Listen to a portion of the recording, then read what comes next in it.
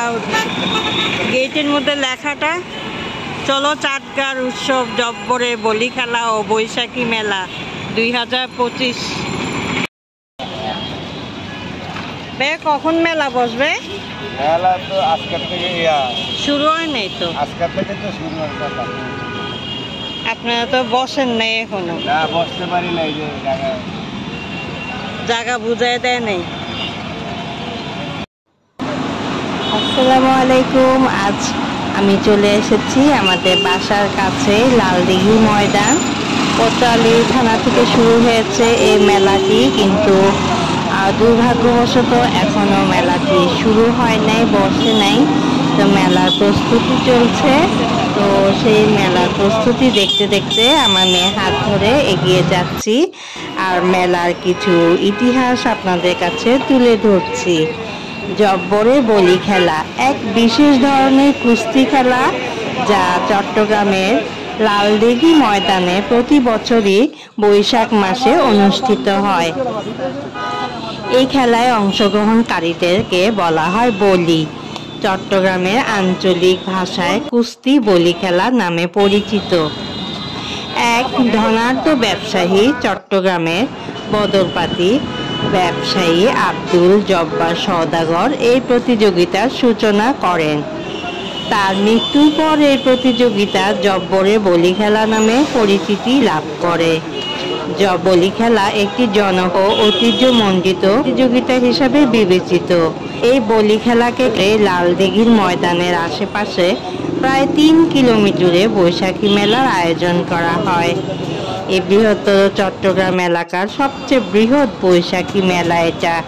তো আমরা সকাল সকাল চলে গিয়েছিলাম, ভেবেছিলাম যে প্রচণ্ড রোদের মধ্যে ঘোরাঘুরি না করে সকালের বেলায় একটু মেলাটা ঘুরে দেখে আসি, কিন্তু দেখা গেল যে মেলাটার পজিশন এখনো মানে সরকার কর্তৃপক্ষ বা মিউনিসিপ্যালিটি কর্পোরেশন ওনারা বুঝিয়ে দেন নাই। তাই যার যার জায়গায় অবস্থান নিয়ে তারা তাদের জিনিসপত্র নিয়ে দাঁড়িয়েছিল। কেউ তো আবার একটু গুছাচ্ছিল, কেউ মাটির জিনিসে রং করছিল। তো আমি তো এগুলা দেখছিলাম। আর যেতে যেতে আখের রসের মেশিন দেখলাম।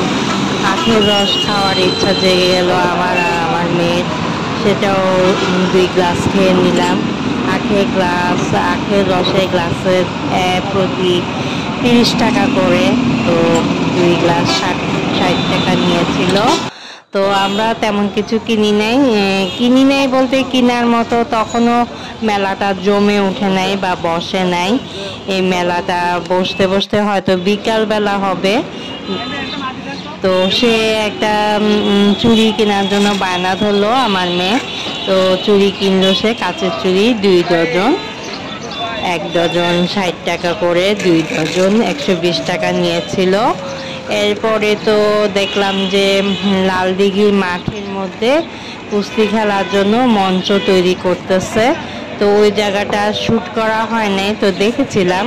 তো এইখানে কুস্তি খেলা নাকি শুক্রবার দিন বিকাল 4টা বাজে অনুষ্ঠিত হবে।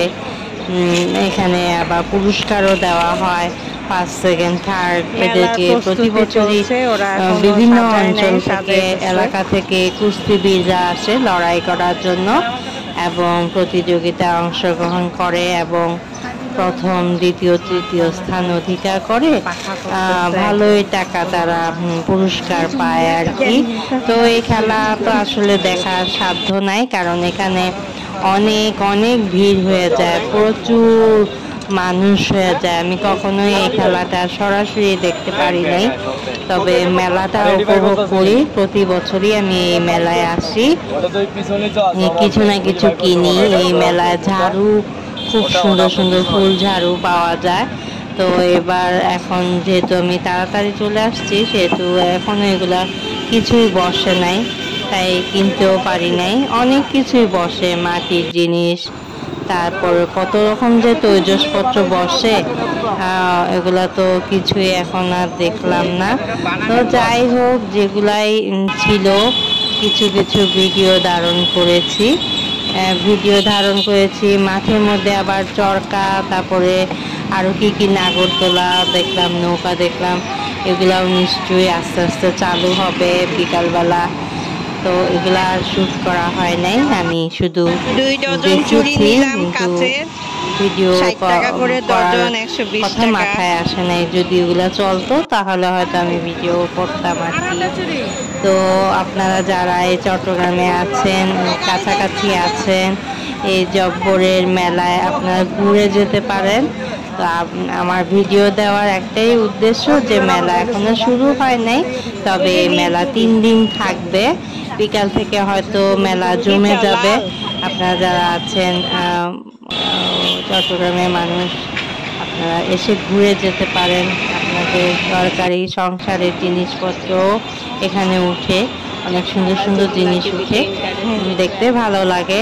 কিনা না কিনা, দেখতে ভালো লাগে, এসে ঘুরে যেতে পারেন। তো এই তো, চলুন আস্তে আস্তে আমরা মেলাটা ঘুরে দেখি।